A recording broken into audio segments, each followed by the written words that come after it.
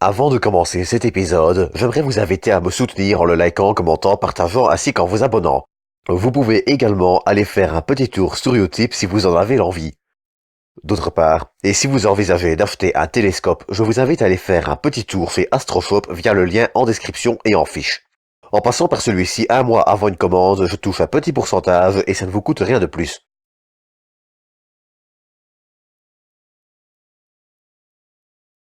Dans les précédents épisodes, j'ai déjà régulièrement parlé du programme spatial européen, que ce soit à travers la navette spatiale française Hermes, la navette Space Rider ou encore le futur lanceur Ariane 6. Cependant, résumer le futur des lanceurs européens à Ariane 6 serait extrêmement réducteur. Nouveau moteur, réutilisation à la SpaceX, premier étage se posant comme des avions, les technologies ne manquent pas, et l'avenir d'Ariane semble plus que prometteur. Sur ce, aujourd'hui, on va prendre 5 minutes pour parler de l'avenir d'Ariane et des futures technologies développées par le CNES et Ariane Group.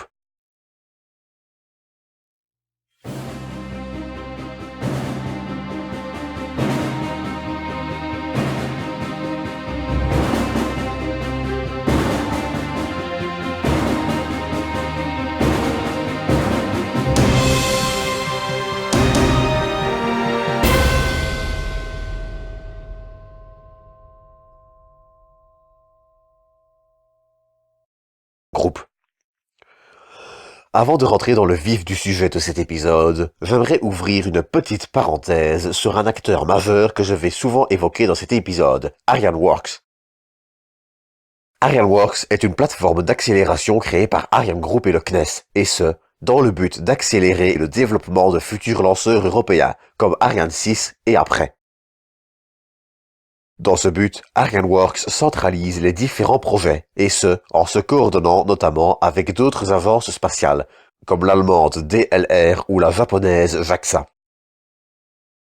Avec la baisse des coûts de lancement opérés par des acteurs privés comme SpaceX, Blue Origin ou encore Rocket Lab, et avec l'arrivée de plus en plus proche d'acteurs privés chinois comme iSpace, on peut aisément dire que le business des lanceurs spatiaux est en plein changement, principalement cette dernière décennie, et ce, notamment, grâce aux prouesses techniques d'acteurs privés tels que Blue Origin ou SpaceX, dont les lanceurs sont maintenant réutilisables de multiples fois. Face à ce changement majeur dans l'utilisation des lanceurs, la plupart des principaux acteurs de ces dernières décennies, comme United Launch Alliance ou encore Ariane Group, n'ont d'autre choix que de, eux aussi, préparer les lanceurs de demain. Et c'est justement ici qu'intervient ArianeWorks, dont l'une des tâches principales est de travailler sur Ariane Next, le nom actuellement donné au lanceur qui prendra la relève d'Ariane 6 à l'horizon 2028, et ainsi de garantir la compétitivité des lanceurs européens sur le long terme, et ce, à travers différentes innovations. Et mine de rien, ce ne sont pas les projets innovants qui manquent. En premier, on peut citer le démonstrateur de lanceurs réutilisables Callisto, dont le financement a été approuvé à la mi-décembre 2019 et qui devrait servir de démonstrateur technologique pour le développement de lanceurs réutilisables. Callisto, dont le nom est d'ailleurs acronyme de Cooperative Action Leading to Launcher Innovation in Stage Tossback Operation, devrait effectuer son premier vol d'essai fin 2020 en Guyane, et est développé en partenariat avec la DLR et la JAXA. D'ailleurs, petite anecdote, Callisto utilisera une partie des installations de Kourou qui ont été utilisées dans les années 70 pour le lanceur français Diamant. Callisto ne sera, cependant, et contrairement à Diamant, pas un lanceur spatial. D'entre guillemets seulement 1 mètre de diamètre et 15 mètres de haut, Callisto sera dédié à des essais en vol jusqu'aux environs d'une 50aine de kilomètres d'altitude. Callisto pourra, d'ailleurs, également se poser sur une barge, à la façon des lanceurs New Glenn de Blue Origin et Falcon 9 de SpaceX. Callisto permettra ainsi à l'Europe d'expérimenter la réutilisation d'un lanceur, les systèmes de guidage, d'atterrissage, l'infrastructure au sol, la réutilisation en elle-même et j'en passe. Même si dire que Callisto sera le premier à tester les algorithmes de guidage est faux. Pour cela, il y a déjà Frog. Ok, à première vue, il ne paye pas de mine avec ses 30 cm de diamètre, sa hauteur de 3 mètres et son poids de 22 kg, mais pourtant, son rôle dans le développement de la réutilisation n'est pas moins important. Il permet, en effet, de tester différents algorithmes de guidage qui sont développés par le CNES, ArianeWorks ou encore des projets étudiants. Le travail de Frog est ainsi de servir de banc d'essai à différents logiciels, permettant, ainsi, d'accélérer grandement la vitesse de développement de ces logiciels, sans passer par la filière plus classique et donc plus lente. D'ailleurs, bien que Frog soit actuellement utilisé et ce depuis mai 2019 pour des vols captifs attachés à une plateforme, il pourrait très bien, à l'avenir, voler librement et, également, troquer son turboréacteur pour un petit moteur fusée, et ce, afin de rendre les essais de pilotage et de guidage encore plus réalistes.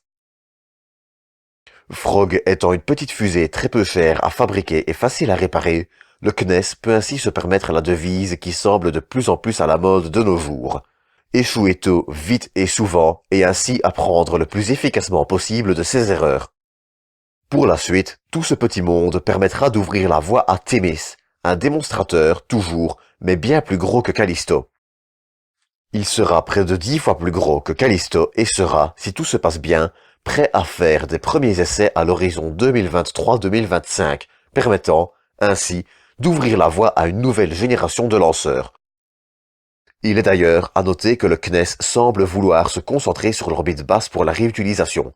Cette orbite regroupe en effet une part importante du marché et est, par la même occasion, plus simple quand on veut faire de la réutilisation.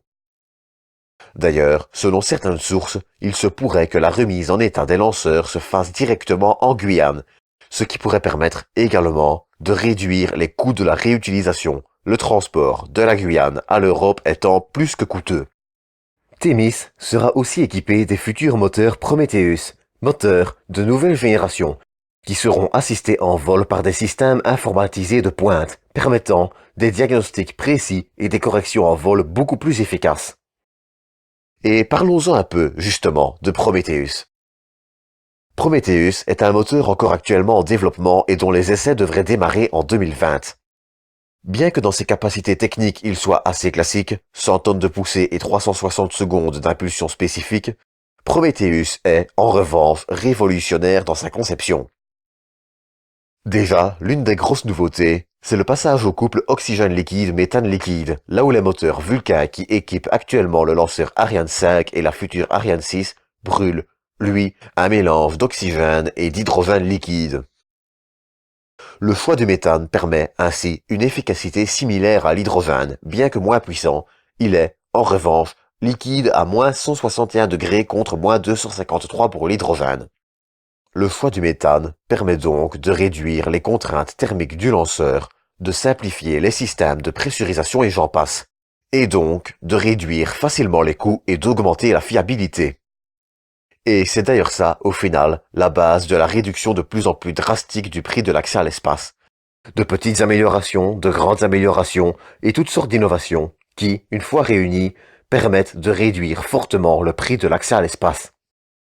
Tant qu'on parle du prix du kilo en orbite, et à titre d'exemple, une Falcon 9 coûte environ 62 millions de dollars par lancement, une Ariane 5 137 millions d'euros, une Ariane 6 70 millions d'euros, et la prochaine génération d'Ariane devrait, si tout se passe bien, encore diviser ce prix par 2, bien que cette information reste à prendre avec précaution. Pour en revenir à Prometheus, celui-ci profitera également des progrès de l'impression 3D, puisque près de la moitié des pièces seront imprimées en 3D, comme la chambre de combustion, certaines vannes, et j'en passe. L'objectif est ainsi de faire baisser le coût d'un moteur de 10 millions d'euros actuellement à 1 million pour Prometheus.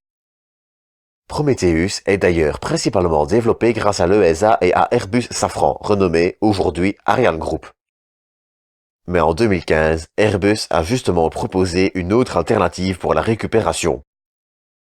En effet, et si vous ne le saviez pas, la partie contenant les moteurs d'un lanceur est généralement la plus onéreuse, notamment de par la complexité et la quantité de pièces qui la composent.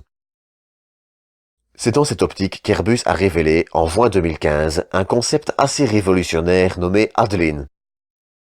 Adeline devait pouvoir se détacher du haut du premier étage de son lanceur, puis revenir se poser sur Terre comme un drone, permettant ainsi la récupération du moteur. Malheureusement, il y a très peu de chances de voir un jour ce projet voler.